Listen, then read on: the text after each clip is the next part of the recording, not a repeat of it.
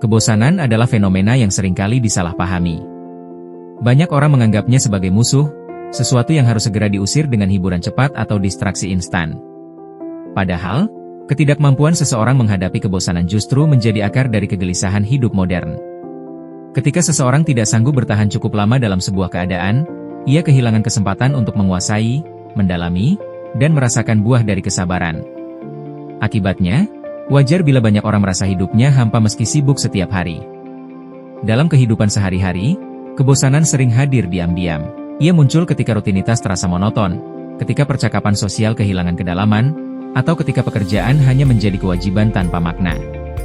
Sebagian orang merespons dengan berpindah-pindah dari satu aktivitas ke aktivitas lain.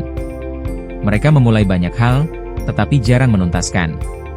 Hasilnya adalah pola hidup setengah jadi, pengetahuan yang dangkal, keterampilan yang tidak matang, dan kebahagiaan yang tidak pernah menetap. Padahal, di balik kebosanan sering tersembunyi rahasia kemajuan. Proses berulang yang tampak sepele, latihan, disiplin, rutinitas, justru merupakan tempat keterampilan ditempa. Orang yang mampu bertahan dalam kebosanan akan menemukan ketekunan sebagai kekuatan. Mereka yang menolak kebosanan hanya akan menjadi korban kegelisahan, selalu lapar pada hal baru, tetapi tidak pernah benar-benar puas. Pemikir besar menyoroti kebosanan dari sudut pandang yang beragam. Leo Tolstoy menyebutnya the desire for desires, yaitu hasrat untuk memiliki hasrat. Dalam pandangan ini, kebosanan bukan sekadar kekosongan aktivitas, melainkan ketiadaan gairah untuk menginginkan sesuatu. Hilangnya gairah inilah yang membuat hidup terasa datar. Seseorang bisa kehilangan gairah ketika rutinitas sehari-hari tak lagi bermakna, atau ketika tekanan eksternal, pekerjaan, finansial, relasi, mengikis energi emosional. Kehilangan gairah juga bisa muncul dari pengalaman kegagalan atau kekecewaan yang tak terkelola. Harapan yang tak kunjung terwujud atau luka batin yang tidak pulih membuat seseorang merasa putus asa. Lebih jauh lagi, kurangnya apresiasi, baik dari diri sendiri maupun lingkungan sekitar, memperparah rasa hampa tersebut. Dalam kondisi ini, kebosanan bukan sekadar jeda, melainkan penanda bahwa hubungan emosional dengan sesuatu yang dulu dianggap penting telah terputus. Namun, manusia tidak hidup dalam ruang hampa. Lingkungan selalu memainkan peran penting dalam membentuk, memperbesar, atau justru meredam kebosanan. Semua makhluk hidup bergantung pada lingkungan untuk bertahan, dan kepekaan terhadap perubahan lingkungan menentukan kekuatan mereka. Seekor elang, misalnya, unggul bukan hanya karena kekuatannya, tetapi karena matanya yang mampu menangkap detail kecil di lanskap luas. Dengan kepekaan itu, ia mampu memburu dengan efektif dan bertahan hidup. Bagi manusia, kepekaan terhadap lingkungan sosial sama pentingnya. Lingkungan kita terdiri dari individu dengan latar belakang, budaya, dan pengalaman berbeda. Mengenali orang lain dengan baik, memahami perbedaan dan nuansa batin mereka, memberi kita rasa keterhubungan dan kekuatan. Namun, seringkali manusia lebih memilih tenggelam dalam pikirannya sendiri, sehingga gagal melihat keragaman orang di sekitar.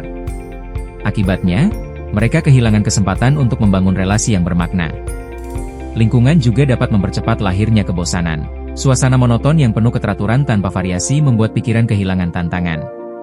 Lingkungan sosial yang dangkal, percakapan yang dingin, atau hubungan yang kaku menciptakan keterasingan. Tekanan budaya yang menuntut keseragaman memaksa individu menekan ekspresi diri, sehingga kreativitas terhimpit dan kebosanan tumbuh.